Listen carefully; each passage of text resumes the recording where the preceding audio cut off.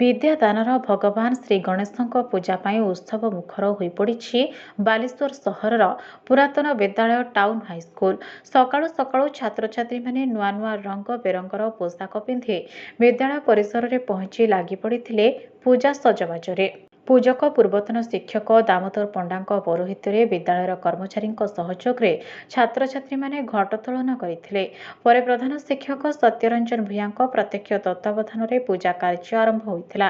ସମସ୍ତ ଶିକ୍ଷକ ଶିକ୍ଷୟିତ୍ରୀ ଓ ଛାତ୍ରଛାତ୍ରୀମାନେ ଭକ୍ତି ଓ ନିଷ୍ଠାର ସହିତ ଏଥିରେ ଅଂଶଗ୍ରହଣ କରିଥିଲେ। ପିଲାଙ୍କ ସଂକଳ୍ପ ରକ୍ଷାସୂତ୍ର ବନ୍ଧନ ଓ ନଡ଼ିଆ ଫଟା କାର୍ଯ୍ୟକ୍ରମ ଏଥର ଆକର୍ଷଣ କେନ୍ଦ୍ରବିନ୍ଦୁ ପାଲଟିଥିଲା। ସ୍ଥାନୀୟ କାଉନସିଲର ପଦ୍ମଲୋଚନ ଲେଙ୍କା, ବିଦ୍ୟାଳୟ ପରିଚାଳନା ସମିତିର ସଭାପତି ରାଜେଶ ଖୁଣ୍ଟିଆ, ପୁରାତନ ଛାତ୍ର ସଂସଦର ସଭାପତି ସୁବ୍ରତ କର, ସମ୍ପାଦକ ରବୀନ୍ଦ୍ର ମହାନ୍ତି, ସଦସ୍ୟ ପ୍ରସାଦ ଗୁପ୍ତାଙ୍କ ସମେତ ପରିଚାଳନା ସମିତିର ଅନ୍ୟାନ୍ୟ ସଦସ୍ୟ ଓ ପୁରାତନ ଛାତ୍ର ସଂସଦର ସଦସ୍ୟମାନେ ପୂଜା ମଣ୍ଡପ ନିକଟରେ ପ୍ରଭୁ ଶ୍ରୀ ଗଣେଶଙ୍କୁ ପ୍ରାର୍ଥନା କରିଥିଲେ। ଶେଷରେ ବିଦ୍ୟାଳୟ ପକ୍ଷରୁ ଆୟୋଜିତ ପ୍ରସାଦ ସେବନ କାର୍ଯ୍ୟକ୍ରମରେ ସମସ୍ତ ଛାତ୍ରଛାତ୍ରୀ ସାମିଲ ହୋଇଥିଲେ।